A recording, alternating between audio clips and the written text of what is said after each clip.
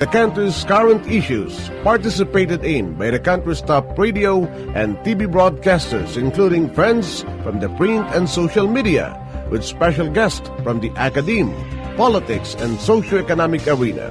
Brought to you by the Liga ng mga Broadcasters sa Pilipinas and PAGCOR, or Philippine Amusement and Gaming Corporation.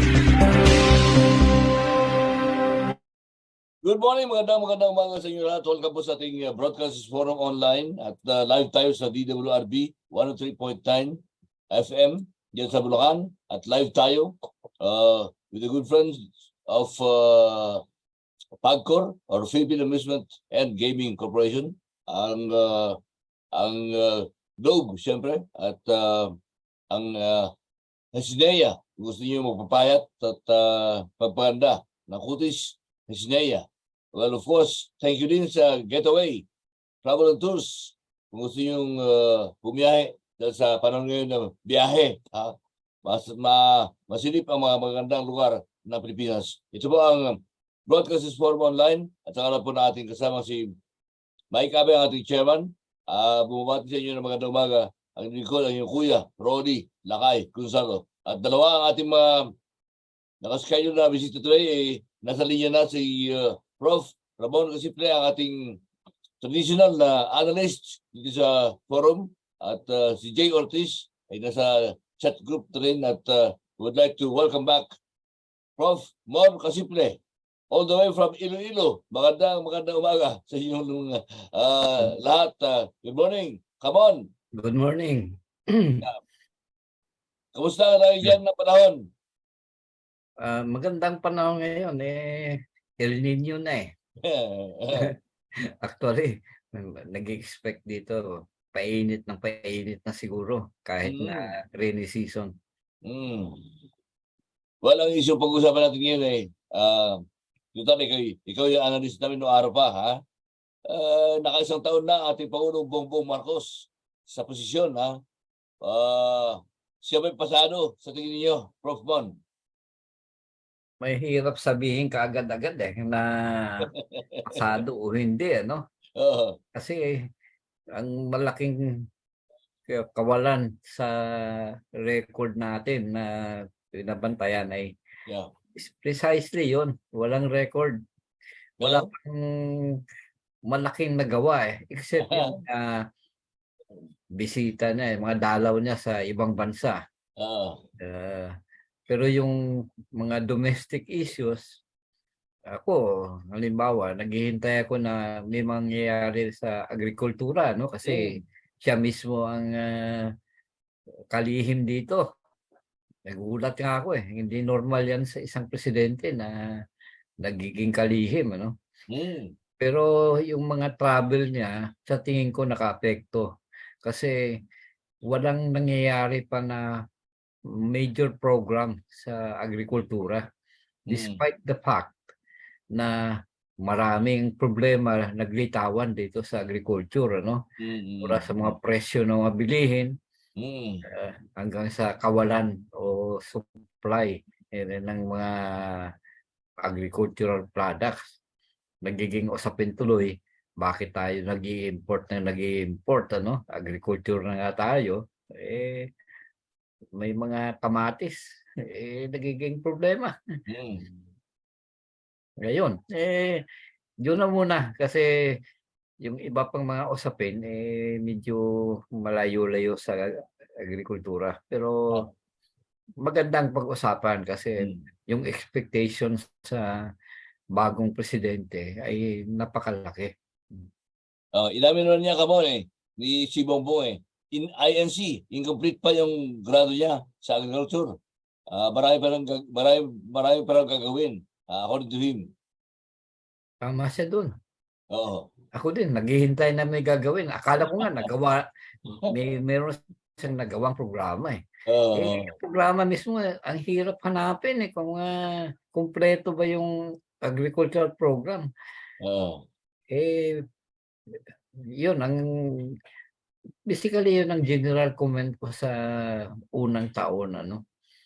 Hindi pa nakikita talaga ang mga pag-unlad, ano, na nangyari sa ating bansa. Well, ang iyong kasimanwa, si Jake Ortiz ng DWAD, nasa Mon. linya. Jake, Prof, maayong aga. Maayong aga. Nasaan ka ngayon? Nasaan ka? Iloilo. Sa Haniway? Hindi, Lambunaw ang aking... Lambunaw ka. Oh. Lambunaw. Ngayon ko lang, may nabasa ko ngayon yung tinagong dagat sa Lambunaw na i-develop na tourist destination dyan sa inyo. Matagal matagal nang in-expect yun. No? Ang nangyayari ngayon dito yung kalsada mula Antique patapos na. Yung tumatawid sa gitna. Sa aming bayan. Ano? Oo. Kaya malaking pag-unlad ng aming bayan. Ano?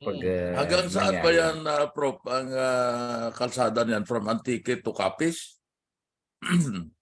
Hindi. Ang balita ko ay dire-diretso ito hanggang Dumangas. Dumangas. Oo, kasi may port doon patungo ng Negros. Aba, ang layo, mahaba yung kalsada niyan, Kung Dumangas, kasi Ruro yun Yun ang Ruro papuntang Bacolod City. Yung Ruro doon sa nagagamit ko na yan Nang pumunta ako ng Bacolod, dyan ako sumakay sa Dumangas Ako rin, last May ba o parang gano'n, nagbiyahe ako. Ruro din. Nagpunta din ako Capiz At maganda na rin ang development yan sa bandang yan sa Western Visayas. Pero tama yung sinasabi mo, yung kay Bongbong Marcos, mataas masyado ang expectation natin. At kung ako ang magre-rate sa 1 to 10 siguro, baka 4 lang Nasa 4 lang Alam mo kung bakit ang isang palpak natin. Ito nagkukuro-kuro lang naman tayo lakay. Anyway, this is a forum Ang isang failure natin actually is the foreign relationship. Yun ang isa sa natin na nakikita ko. Na instead of making friends lahat pero na-antagonize natin ang isa sa pangalawa sa pinakamalaking ekonomiya sa buong mundo. In fact, ang GDP ngayon ng China nasa $19 trillion na And ang United States of America nasa $23 trillion. Nakikita natin yung the possible na babagsak ang ekonomiya ng Europe, Western Europe. We should have maintained our neutrality. Kasi ako natatakot ako sa, alam mo, Prof, Lakay, ako'y madalas ako nagbabasa ng hindi natin nababasa, natutunghayan dito sa mainstream media natin, At meron ako mga kaibigan sa ibang bansa na nagpapadala sa atin ng report. The possibility of nuclear war. Alam mo, mapapahura ka na talagang ando na the possibility of nuclear war. Na tayo ay ang United States of America inihambing nila sa isang malapit na bumagsak na ang tawag nila flailing, na tayo nasama pa dyan. At nakakita ko yung report ng RAND report na isa tayo sa target ng China kung sakaling magkaroon ng putukan dito sa bahagi na ito ng mundo, na andito tayo sa East Asia, Southeast Asia.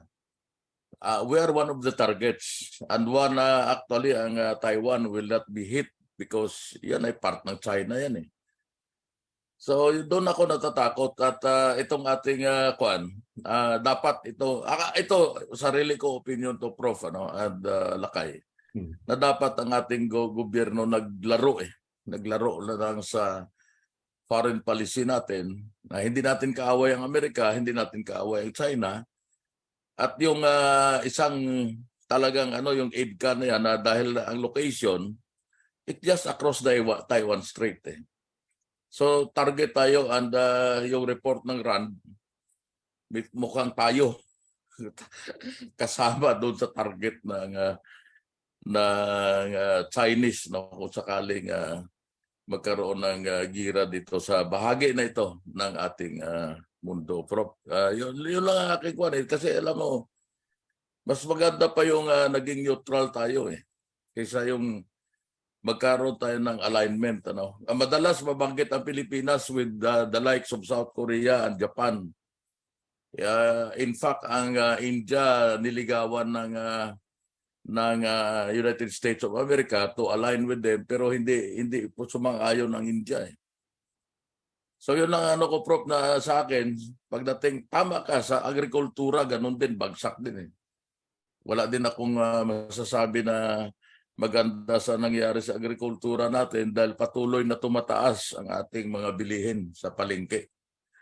At ang naghihirap yung taong bayan. Ano, Prof? Well, may points lahat yung sinabi mo. Kasi talaga namang magulo ang mundo. Mula nung nagkaroon ng giyera sa Ukraine, totoo yan. Maraming analysis yan, ano? Kaliwa kanan. Ano bang mangyayari sa mundo, ano? Nakakatakot actually yung mga nakakatakot ang yung the prospect of having a nuclear war. Nakakatakot. Yun naman, hindi pa naman talaga pwedeng sabihin realistically ay na mangyayari. Na posibleng mangyari. Mm-hmm. As a possibility, siyempre, palagi naman may posibilidad kahit wala pa itong nangyayari sa Ukraine, no? At saka sa Taiwan. Pero, ang mahalaga sa atin ay kung paano tayo pupwesto sa mundo na ito na kaya nating magsayaw sa takbo ng mga pangyayari. Mm-hmm. Yun yung ginagawa ni Presidente Duterte noong panahon niya. Naglaro. Mm-hmm. Sa tingin ko, wala pa naman doon na nagbago ng sayaw ng Pilipinas. Hindi pa naman talaga nagkakaproblema tayo sa China. At ang China, hindi pa naman nagdeside na ang Pilipinas ay kakampi o kumakampi sa Amerika. Yun naman kasi ang probability na kung magkagera, madamay tayo dahil sa relasyon sa Amerika. Tingnan natin. Ayoko pa magsabi rin ng tapos dito. Tama.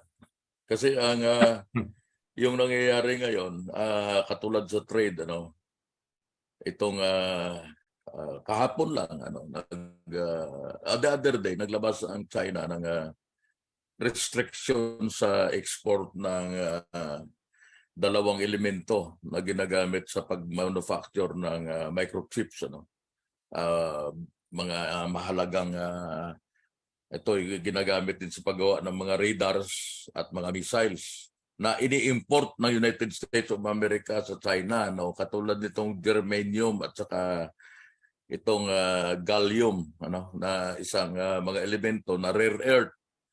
So tinigil ngayon ng China ang pag-export, at may counter din ang Amerika sa trade nila.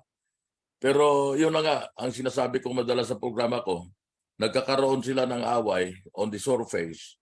Pero ang mga negosyanteng Amerikano is still doing business and they're making a lot of money sa trade nila sa China, both sides, from export to import, import from the United States, export to the US, and vice versa. They make money. Ngayon tayo naman ay, yun nga sinasabi ko na yung kay Pangulong Duterte, ang kanyang friends to all and enemy to no one, yun ang kanyang sinabi, and pero with this EDCA, ang nakakabahala lang, borrowing the word of Leni Robredo, nakakabahala yung yung alignment natin kasi itong EDCA na baka magposisyon sila ng mga armas na pandigma dito sa atin eh. Yun ang nakakatakot. And pag nangyari yan, maaring we will be targeted by China just in case na magkaroon ng gira. Just like in Ukraine, ano, yung mga pinapadala na armas ng United States of America at saka ng NATO, North Atlantic Treaty Organization, despite the fact na andun sila sa Western Ukraine, malayo doon sa Donbas region na kung saan andun yung gira, natatamaan pa rin ang mga warehouse ng mga armas na yan na iniipon para sa opensiba ng Ukraine, ano? And maraming na collateral damage sa mga sibilyan, ano? So sana tama ka na huwag naman mangyari, no? Na yan ay ang posibilidad malayo pa naman. Pero alam mo naman ang gira in an instant nag-uumpisa eh. Hindi natin alam kung ang kaisipan ng China, hindi natin alam ang kaisipan ng mga Amerikano na dapat ang ating pamahalaan, yung interest nating mga Pilipino ang dapat mangunguna. Yun lang sabi ko, Rob. Salamat po. Ano. Thank you, Jake. At hanggang naman natin ang lady journalist na si Cathy Cruz. Ha? Cathy, magandang umaga.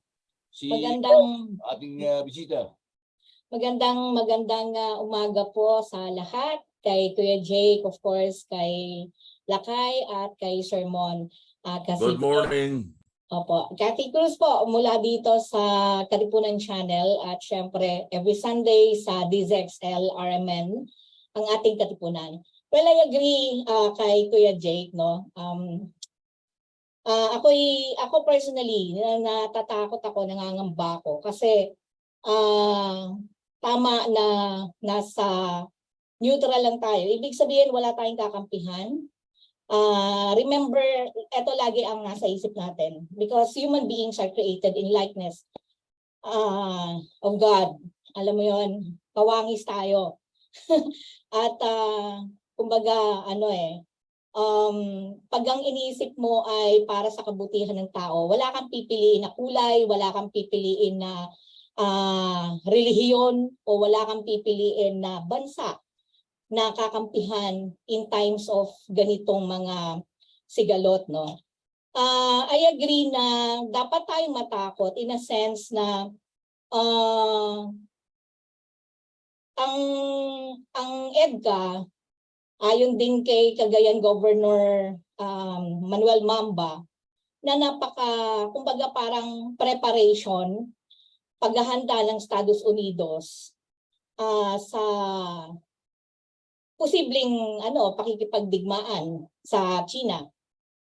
At hindi naman tanga ang China para hintayin lang na, alam mo yon, na gerahin sila, putukan sila ng Estados Unidos, considering na nasa Philippine waters natin ang mga nuclear vessel ng Kano, ang maraming military bases ng Kano, na hindi man lang mapasok ng mga sundalo natin. This is a reliable source from a soldier, from military people, personnel na hindi nila mapasok mismo ang base militar ng Amerikano. Hindi nila alam kung ano yung ginagawa doon, ano yung tinatayo sa loob mismo ng base militar ng Pilipinas.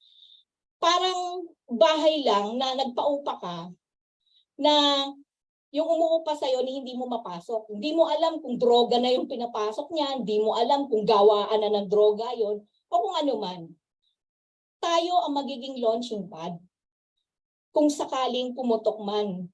At parang sa pagdadagdag natin at pagkatig natin dito sa EDCA, parang pinapakita natin na pinapayagan natin ang ating bansa na magsilbing launching pad ng bansang Amerikano. Development, because there are ways na pwedeng maging dahilan para maiwasan ang gera.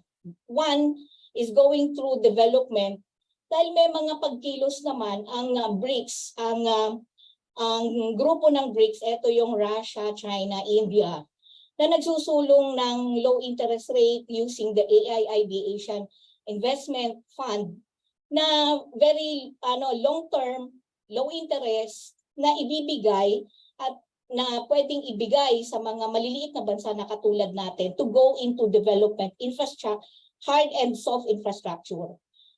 At meron pang isa yung pagkakaisa ng lahat ng nasyon. Doon kasi tumutulak ang mga bansang China, bansang Russia. Alam yan ni Sir Mon. I understand. Alam ni Sir Mon yan. At yun ang dapat nating tutukan. Pero one thing na nakakapag-alarma ngayon is that may bumaba na dito sa ating bansa. May pumasok na dito yung mga AGFAN.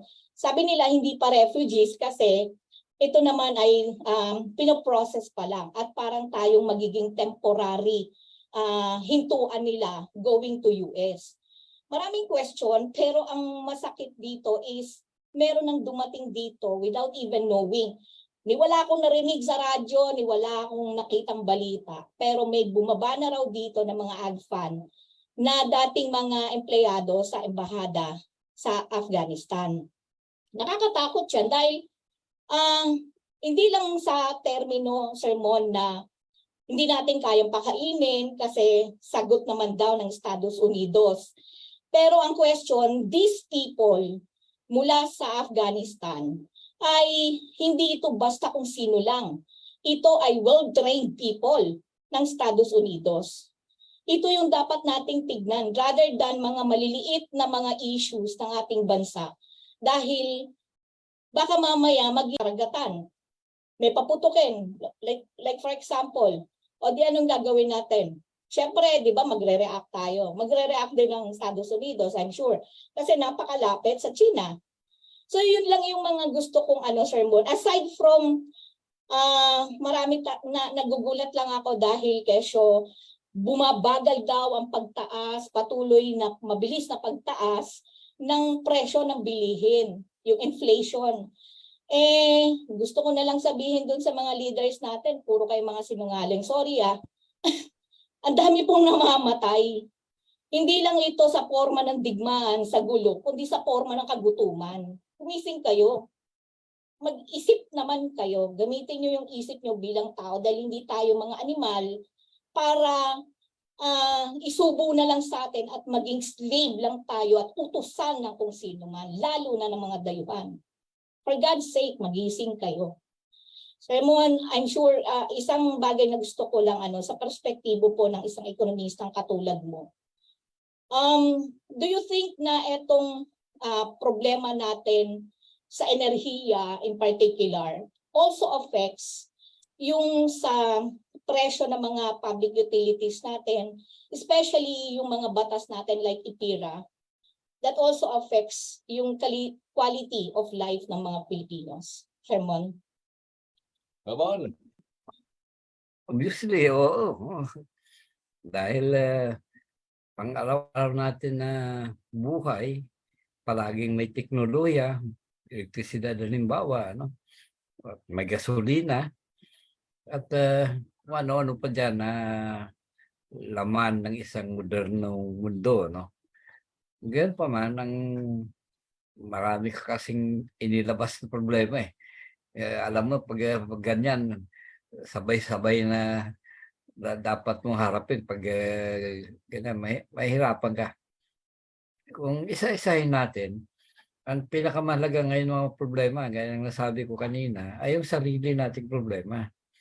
At yan ang hinintay in fact sa bagong administrasyon ni Bongbong Marcos na rutasin, Kaya nga, akala ko nung naging secretary siya of agriculture, meron na siyang ideya kung ano talaga yung problema na yon.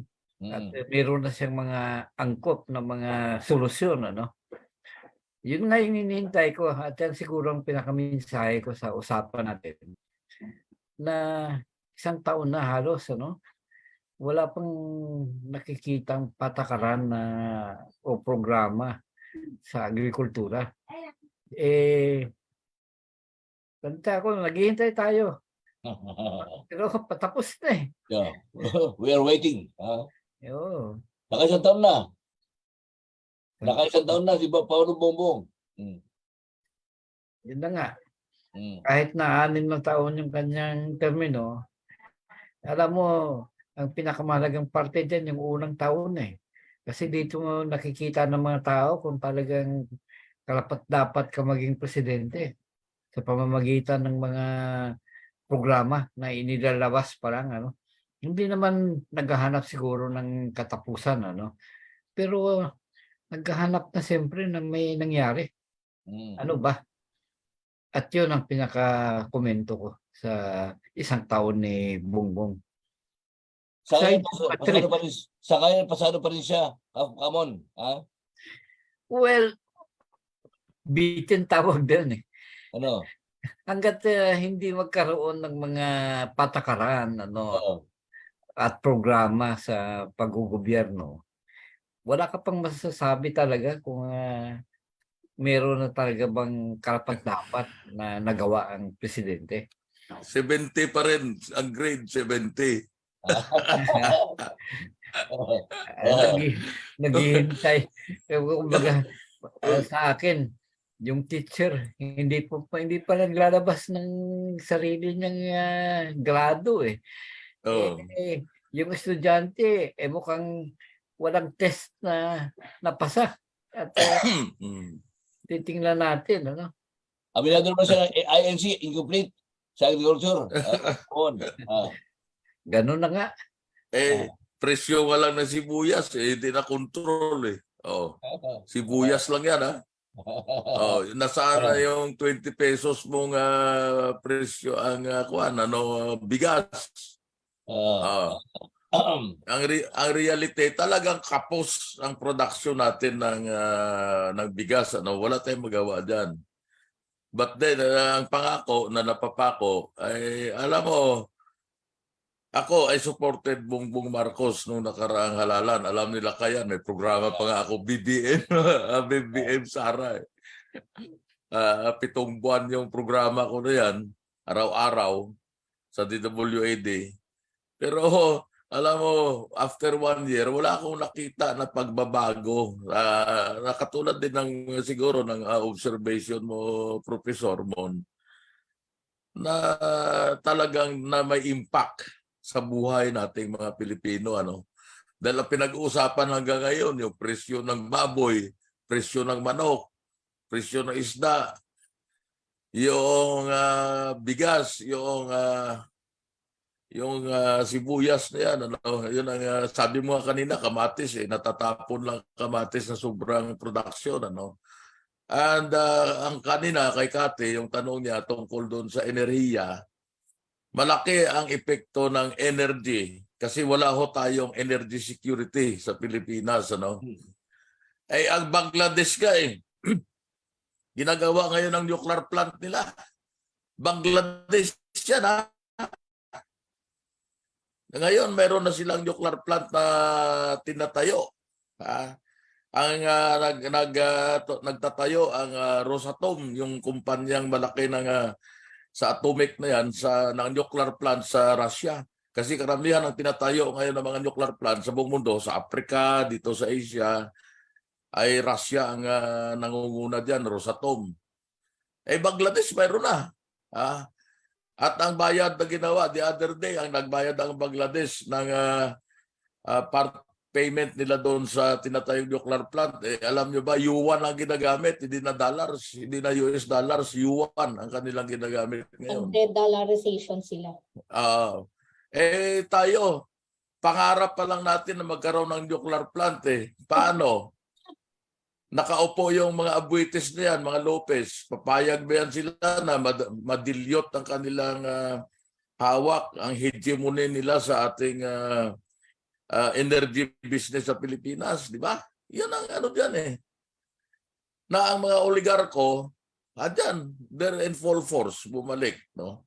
And of course, yung asawa ni Presidente Bongbong being an Araneta, yun ang nakikita natin na mukhang may power play dyan sa Malacanang, ano? And hopefully, na tayo ay tingnan natin kung anong mangyayari sa atin. Baka mamaya matapos lang 6 na taon, wala din namang mangyayari sa atin. na pulos lang pangarap yung ating kwan. Hindi naman natin makakain yung pangarap na yan. Na katulad ng mga tangible, na katulad ng may bigas tayo o may kanin sa pagkainan natin. Ano? So ako, ang sinasabi ko, hindi siya pasado. Malapit na yung kwan, malapit na ang SONA. Tingnan natin, baka pulos lang pangako yan eh.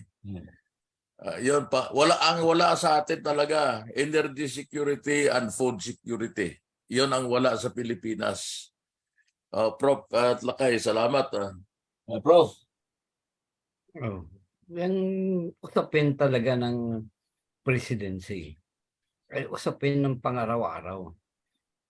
Yan ang kaibahan ng sa Kongreso. Ang Kongreso, gumagawa ng batas yan, pero yung pagpapatupad ng mga batas na yan ay nagtataglay ng maraming panahon pa. Pero ang presidente, pag may mga desisyon yan na naayon sa batas, sunod kinabukasan, nasa ano na yan, nasa lugar na. Yun ang hinihintay eh. Kasi isang taon, wala masyadong presidential action sa mga pinakamahalagang mga problema ng bayan. Nako, sayang yung isang taon na yan. Pero yung sabi ko nga kanina, mahirap pa maghusga ng kabuuan eh. Kasi hanggat hindi lumitaw yung programa, no? Sa SONA siguro, baka ilalabas na yan, mahirap pa magsabi kung ano talaga yung posibleng mangyari sa 6 na taon. Pero kung ako tanungin mo, nauubos na yung pasensya ng mga tao. Well, tatayin natin yung sipagkas natin si Calando Marquez. Si Calando, supporter din ni Pangulong Bongbong. At gusto natin mapakinggan si Calando na birthday niya. Today, birthday. Si Calando Marquez. Birthday ba? Yeah, birthday niya. Birthday. Wala pa siya. Magpapapaitan tayo. Saan ka ba nagtatambay, Lakay? Sabi mo kanina may tinatambayan ka diyan sa Timog ba? Diyan ka nagtatambay. Nandiyan ang bahay niya eh. Akala ko, pagkatapos ng programa mo. Si Almonte, balak buhayin yung kanyang forum sa Morin na Timog. Okay. Mas okay. malapit. Yan, oo. Malayo yung dapitan eh. Tinapayan. Yung forum niya na pag Sunday. Yeah, oo. Mukhang okay lang yan. Ito i-revive, pero hindi na tinapayan, malayo. Ate, baka meron pa kung Timog, okay lang. Pupunta tayo nila sermon. Oo. Sa birthday celebration. Sa Iloilo, Hindi, maganda yung lugar nila, Professor Bon. Lambunaw yan eh. Maganda yan. Marami tayong mahuhugot kay sermon eh. Ano yung island na sinasabi mo, Jake? Ano yung island na sinasabi mo na buhay? Isla sa Lambunaw. Tinagong dagat yon, freshwater lake na dinadayo ng mga hikers. Hindi ko alam kung kaya natin na magpunta ron. Malayo at lalakarin doon eh. Hindi natin alam yan. Pero yung ginagawa na kasi malapit. Yung patungo sa Antique, malapit sa Tinagong. Malaki sa Tinagong dagat. Mataas yun ang elevation. Nabasa ko kanina, mga 2,000 feet daw yan above sea level eh. Nasa bulubundukin siguro yan. Yung poblasyon mismo ng Lambunaw mga 500 na yan eh. 500 feet, ano? Kaya hindi masyado problema rito. Professor, diyan ba sa inyo marami ding mangga? Katulad ng Leon? Well, hindi kami talagang nag-i-insist na mangga ang ano, no? Kasi yung tipo ng lupa rito, iba-ibang klaseng mga produkto eh. may Ah. sugarcane, may rice, Oo, dahil mga dati may iba-iba. sugar central dyan eh. Kalinog, Lambunaw, sugar central eh, no? Oo. Kaya Yung araw. ano naman, okay lang naman yung mga tinatanim dito. Kailangan lang yung programa dapat magawa rin dito. Yan nga yung Oo. pinano namin sa mayor na yung programa para sa Lambunaw ay kapareho ng mga programa sa ibang bayan din. Nang sa ganun magtulungan sa pagtanim o pag-alaga ng mga ano. Ngayon, alam ko rito merong piggery project yung bayan namin na Oo. ano, maganda yun kasi kung merong kalsada na sa Antique, talagang pwede na dalhin, ano, yung mga baboy. Maganda yan. Madali nang puntahan ng Lambunaw pagka ganyan, ano? Kung nakita ko yung kalsada na yan, nakita ko sa YouTube na ginagawa, ano? Kasi ako ako sa Iloilo dahil diyan ako pinanganak sa San Dionisio sa bandang norte. Hanggang ngayon may bahay kami sa San Dionisio. Andiyan ang mga kapatid ko. So from time to time nagbibisita ako sa Iloilo. Napakaganda ng Iloilo. For good ka na ba diyan sa Iloilo, sa Lambunaw? Oo, retired na ako Kaya Diyan ka na, ganda niyan. pupunta lang ako sa Maynila pag may mga Ang kaganda ng Iloilo.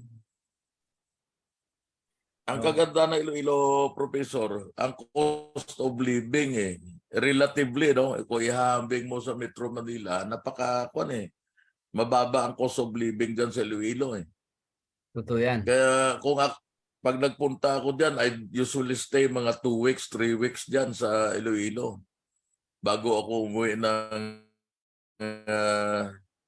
Maynila. Kasi enjoy ako mga seafoods dyan, murang-mura And of course, ang buhay dyan, laid back, hindi katulad dito sa atin sa Metro Manila na traffic. Paglabas mo pa lang dyan sa kalsada, traffic na dyan wala Hindi masyadong matraffic Of course, kung sa city, matraffic. Pero yung lugar nyo, napakasarap na lugar niyan. At saka hindi naman masyadong mainit yan dahil ang elevation nyo mas mataas Para palang Tagaytay yan 500 feet above sea level. Actually, Hindi ang masyado. development ng Lambunaw yan parang Baguio. Kwento ko Tama. yan sa mayor ng Baguio, ano? At nakikita niya yung mga posibilidad. Kaya itong pag nagawa na yung kalsada na yan patungong Antique, malaking posibilidad na i-develop ang Lambunaw bilang summer capital ng Iloilo. Tama. Kasi medyo mataas diyan Lambunaw napakaganda ng nangyayari diyan. Ako gusto ko mag-retire diyan sa Iloilo. Kaya lang problema ko diyan sa San Dionisio, tabing dagat kami. Sa San Dionisio, andun ang bahay ng parents ko sa Pero mahirap din pag alam mo, pag may apo ka na, nalayo ka sa apo mo, hirap. Hinahanap mo ikaw lang may apo ka na. Ano bang gusto mong gawin sa bayan mo sa panahon ni Paulong Bongbong? What else can be done sa iyong lugar? Well, malaki ang development ng Iloilo na dapat mangyari lalo na sa amin. Ang Lambunaw kasi may mga eskwelahan na nakatayo dyan. May branch dyan ng West Visayas State College, may agricultural school dyan, bahagi niyan. Nandyan yung tourist attraction, Yung development niyan, ito kailangan ng mayor siguro na kasama sa usapan. Ano ba talaga ang pwedeng tunguhin ng Lambunaw kung magkaroon siya ng development? Kasi kung ako lang tanungin, yung sinabi ko nga kanina, parang Baguio ang direksyon nito. Okay. Pasal tayo yan. Sa Lambunaw, I-develop natin muna. Kamusta ang Ilang kilometro, ilang oras ba from Iloilo City, Palambunaw? Mga 1 hour? 1 hour. Mga ano, yan, Lapit lang pala 45 kilometers ngayon. From Oo, city. from the At city. concrete na yung highway dyan. Ang daan sa San Pinapalagpas pa Miguel, di ba? San Miguel? Lampas. Ang San Miguel. Lagpas ng San Miguel, di ba? Lampas. Pataas pa eh. ano Pataas sa yan. Lagpas yan eh. jeep? Kung tingnan mo sa mapa, gitnang-gitna ng Panayang Lambuna. Ano sa kaya, Prof? Jeep? Pwede may jeep. Pero mga taxi. Meron Meron jeep sila. yan sa Iloilo eh. Puro bago. Mm. Yung last time na nagpunta ko sa Iloilo, puro bago ang jeep. Yung yung modern jeep, marami na diyan Oo nga, sa Iloilo. Mga mukha eh moderno. Moderno. Mamaya, pag sinabi natin na modern jeep, si Calando, ang iisipin pa rin yung traditional jeep. Yung halos 80 years old na jeep pa rin.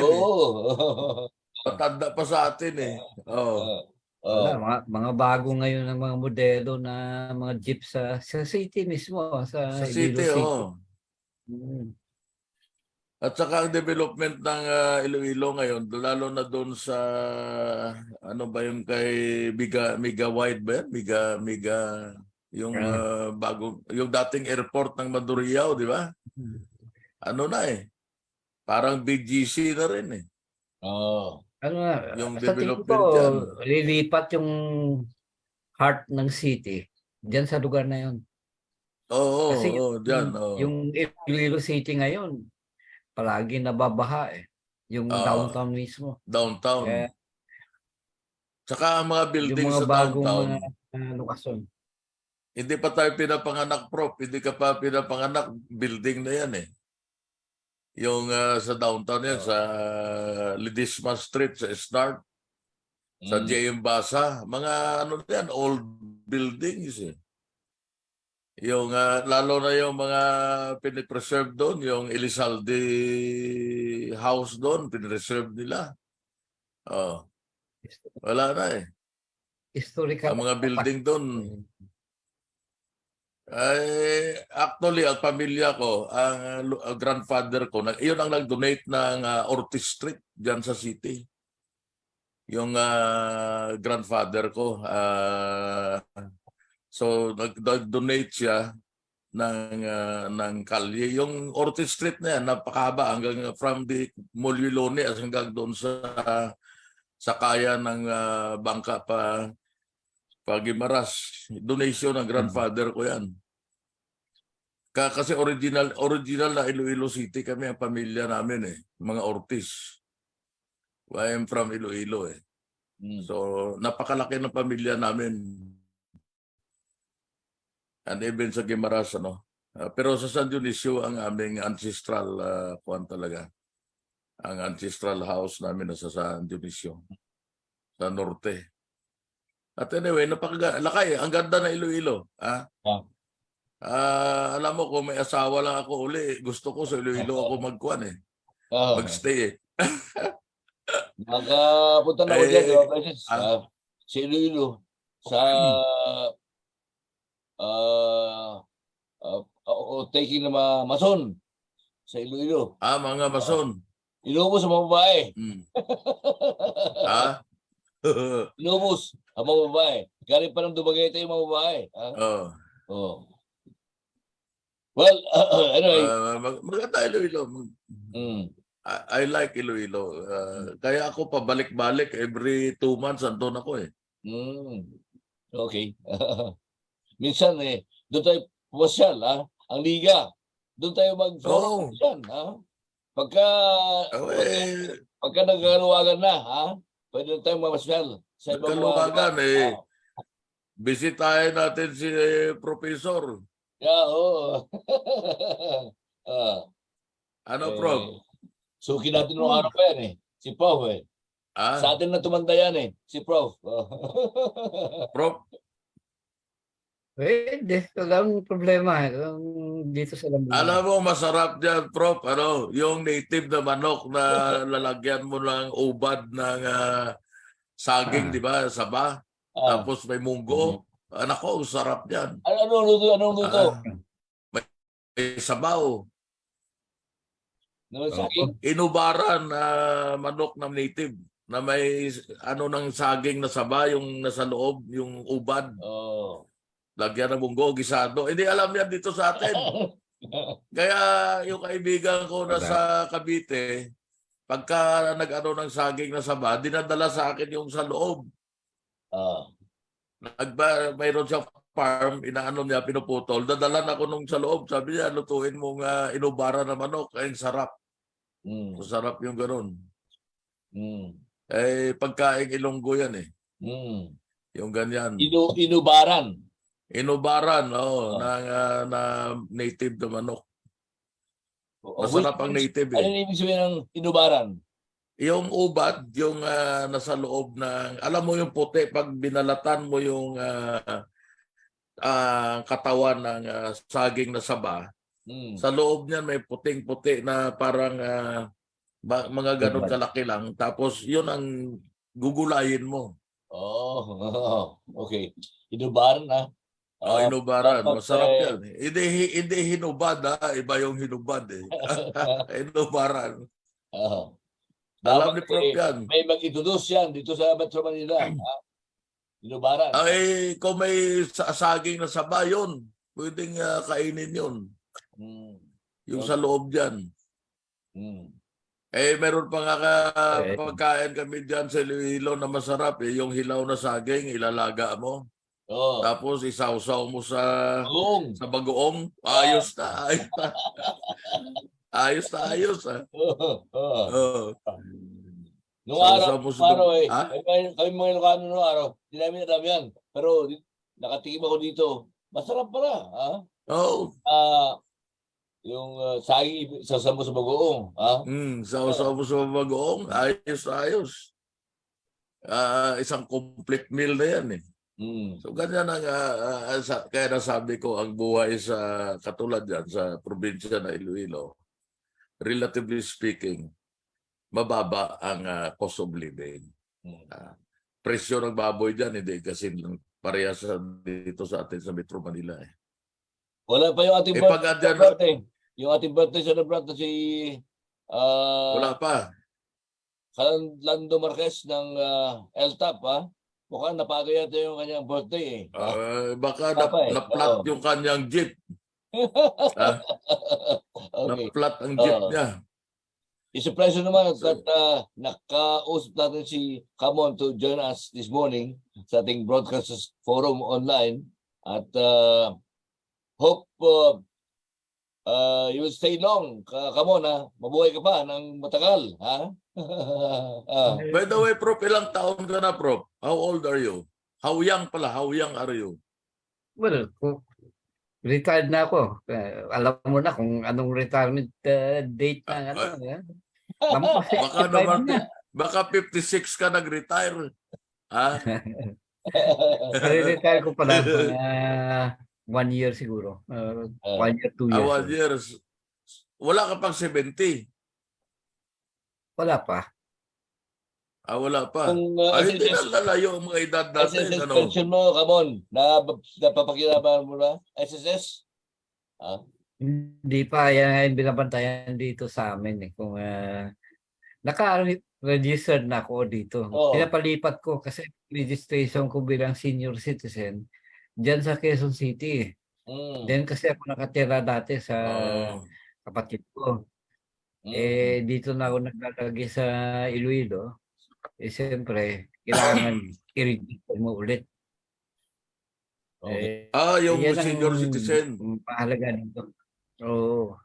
Yan na ngayon ng mga usapan dito kung paano nga register. Kaya may mga meeting na ginagawa ngayon dito sa amin mismo sa Lambunaw na nakatungo ang mga usapan sa registration ng senior citizen.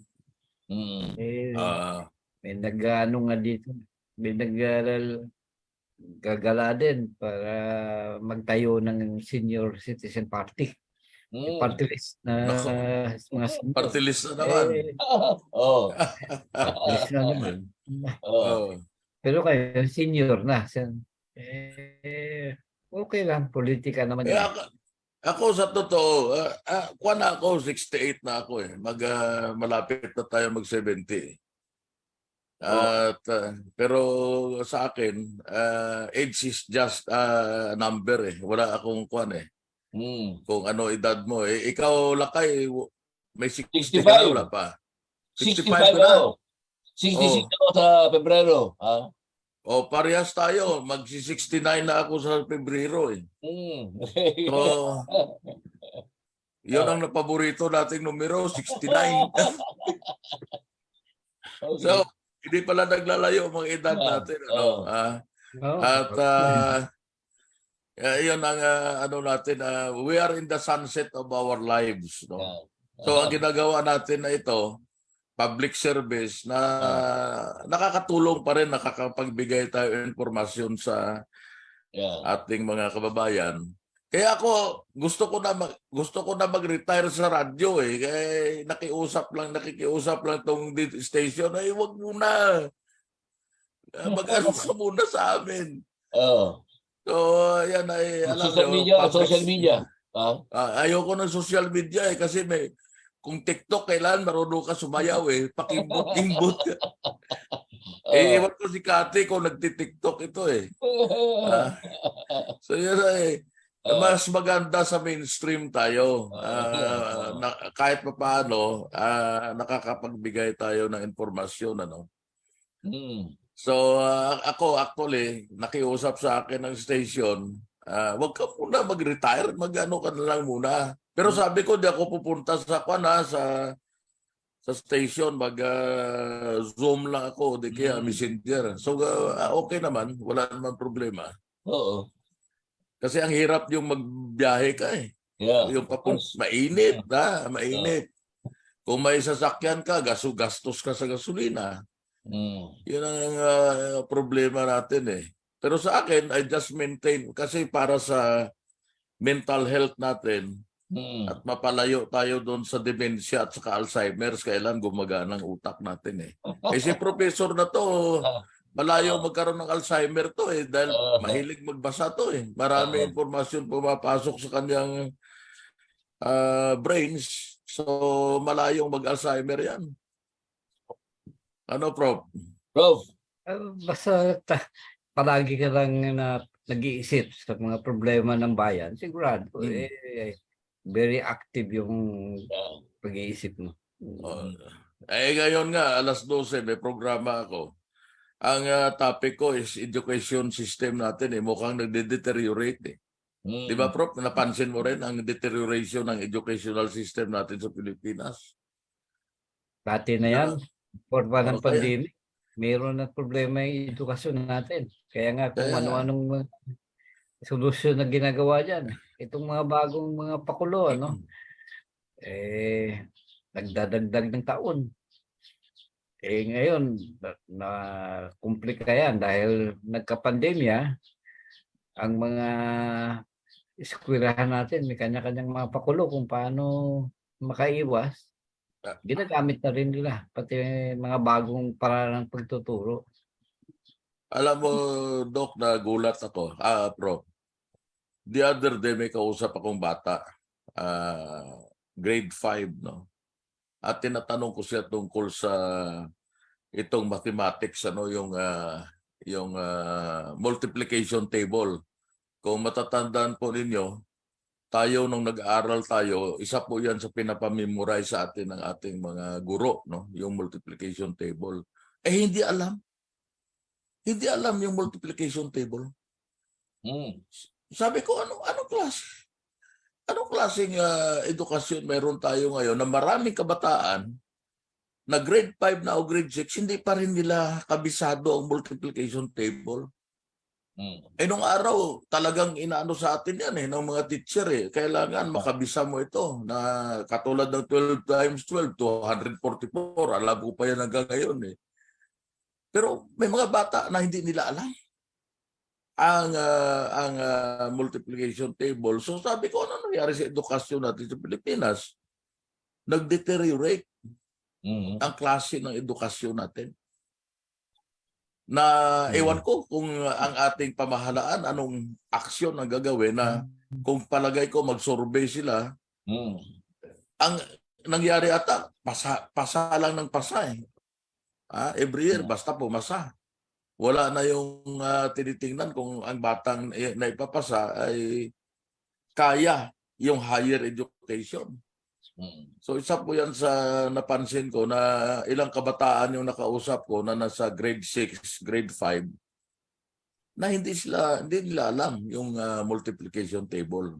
At maybe we should be alarmed even the Department of Education na bakit ganyan ang klase ng ating mga kabataan na nasa grade 5, grade 6 hindi pa alam itong multiplication table Baka maramidyoan ni Inday Sara, ating secretary ng edukasyon. Napakalaki ng gap between the private schools at saka itong sa ating government public schools. Ang laki. Alam niyo, nakaka-alarma yung ganyan. We will be producing the youth na hindi masyadong alam kung hindi masyadong may diploma pero mababa ang edukasyon, level ng education. So palagay ko isa yan sa hindi pa na-address ng ating Pangulo sa ngayon o even ni Vice President Sara Duterte. Yeah. Yung tungkol dyan. And of course, hindi natin alam kung ano mangyayari. Prof? Totoo yan. Talagang problema ng edukasyon mula pa noon. Hindi lang sa presidenteng ito. Lahat ng presidente naging usapin yung edukasyon. Pero may mga ginawa din na silang mga patakaran. Alala mo, nagkaroon tayo ng extension ng 2 taon high school. K-12. Di ko pa alam ang resulta, kung nakatulong ba o hindi. Ang mahalaga dyan ay nagkakaroon na ng insight ang mga guro natin sa Department of Education. Kasi nung nandyan pa ako sa Maynila, may mga panahon dyan, nag-uusap kami ng mga taga-education at marami silang ideya. Kaya lang, ang malaking problema nila, mismo ang Department of Education ay nasa loob ng politika. Totoo yan. Mahirap na parami pa ng usapan dyan. Pero dapat ihiwalay yan. Ang isa pa dyan, Prof, yung ating kalidad ng mga educators natin, ng mga guro din. Isa din sa malaking problema natin yan. Dahil kung ang mga teachers itself ay mababa ang kalidad, yun din, mababang kalidad din ang gagawing pagturo. Yun din ang nakikita ko diyan na dahil marami din ako nakausap na medyo hirap sa pagpasa diyan sa licensing examination for teachers, yung LET. Pero usually yung mga nasa paaralan na medyo, mataas ang quality ng education, madaling maipasa Pero yung mga teachers na nagagaling sa mga probinsya, mababa na mga colleges, hirap na maipasa yung LET, yung licensure exam for teachers. Isa din yan siguro sa malaking dahilan kung bakit ang kalidad ng edukasyon natin ay ganyan ang ating mga kabataan sa public school. Ganyan po ang kanilang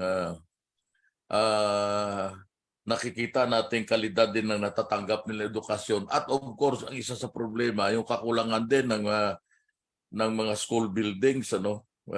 Hanggang ngayon, alam ko, meron pang mga teacher na nagtuturo sa ilalim ng punong mangga o sa ilalim ng punong akasya.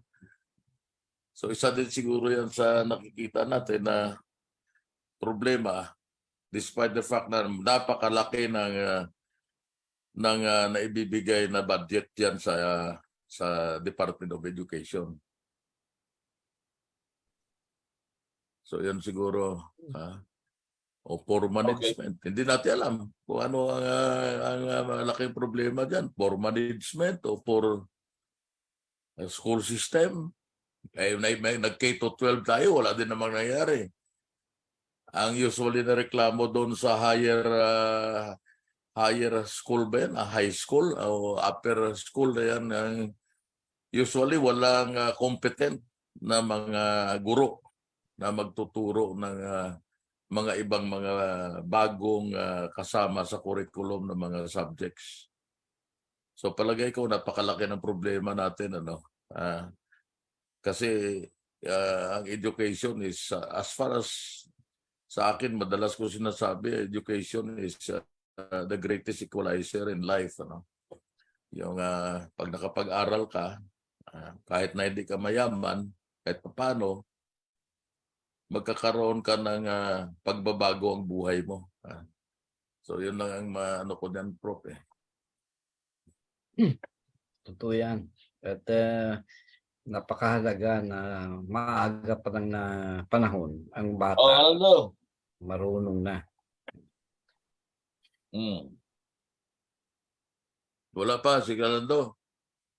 Papasok eh. Wala na pala si Kati,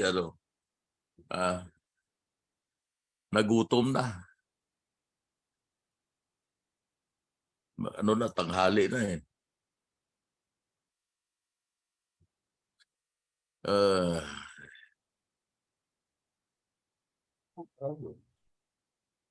So wala na tayong wala na yung guest natin.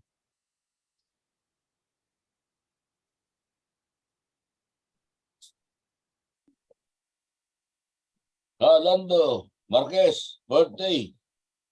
Happy birthday.